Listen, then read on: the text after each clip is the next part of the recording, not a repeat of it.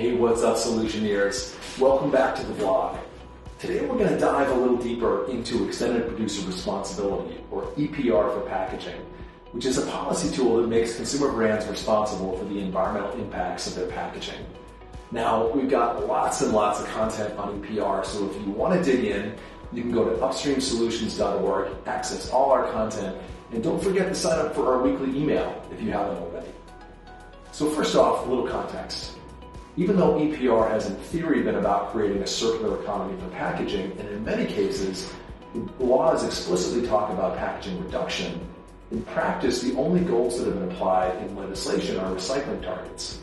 Now, this has led to increased recycling where EPR systems are in place, but it hasn't actually reduced the overall generation of packaging waste. Unfortunately, that continues to increase across the board, pretty much anywhere you look in the world. Now, this is personal for me. I've been working on EPR for packaging for 20 years. I helped draft model legislation that's introduced around the United States, and for years, Upstream held up the British Columbia, Canada EPR model as something that should be replicated here in the US.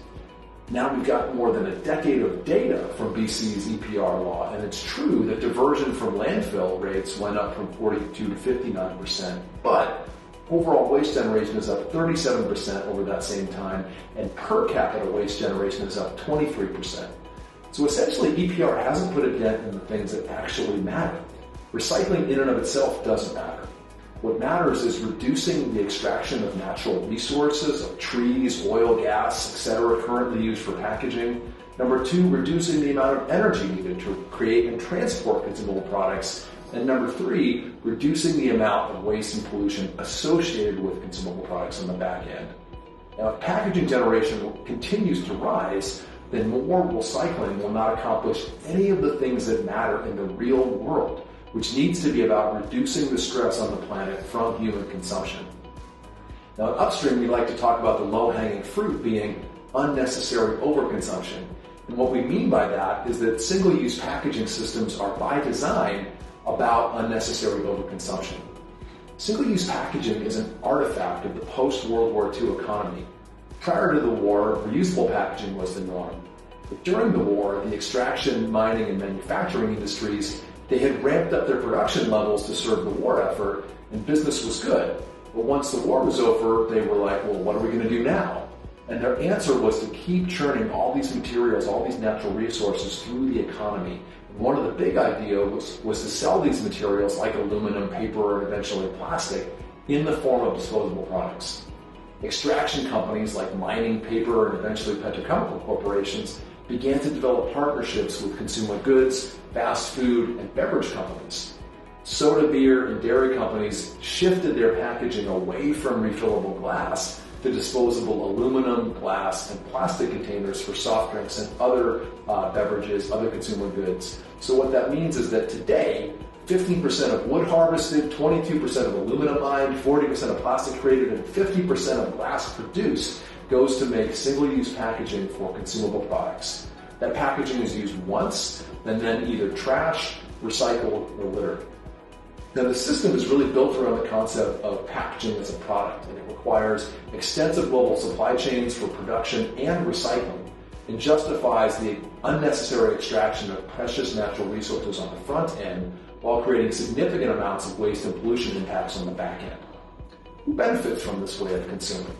It's not consumers. It's not even the consumer brands or the retailers that sell their products.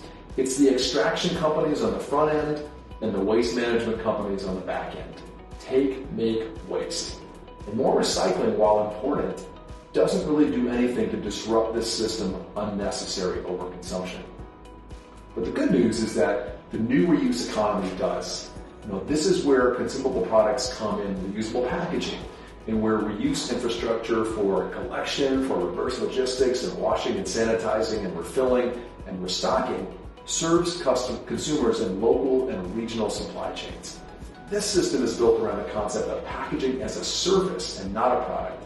It's a foundation for a circular economy that stewards the resources we take from the planet by creating a package once and then reusing that packaging in closed regional loops for as long as possible, minimizing natural resource extraction, preventing waste and pollution, and creating local economic opportunities and jobs.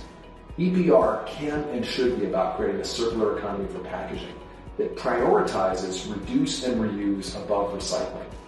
In order to do that, new EPR legislation should include provisions that prioritize building out reuse systems and infrastructure. Now this week, we're releasing 3 fact sheets about EPR can, number 1, help transform massive global supply chains for single-use packaging into resilient local and regional supply chains that create jobs around reuse. Number 2, help reduce climate emissions for packaging through financing new reusable packaging infrastructure. And number 3, help businesses save money from no longer needing to procure all the single-use products. In all of these discussions, the goal shouldn't just be about passing EPR legislation or increasing recycling. It really should be about creating a circular economy for packaging that reduces unnecessary overconsumption and helps the planet restore. When policymakers, businesses, and NGOs can get aligned around that as the goal, then the sky is the limit for what we can accomplish. That's all we've got for this week. But please remember to like, share, subscribe, leave a comment, and please consider going to upstreamsolutions.org to sign up for our weekly email, which has all of our latest content, including podcast episodes, news, resources, and ways to get involved in growing the new reuse economy in your community. Thank you so much for watching, and we'll see you all next time.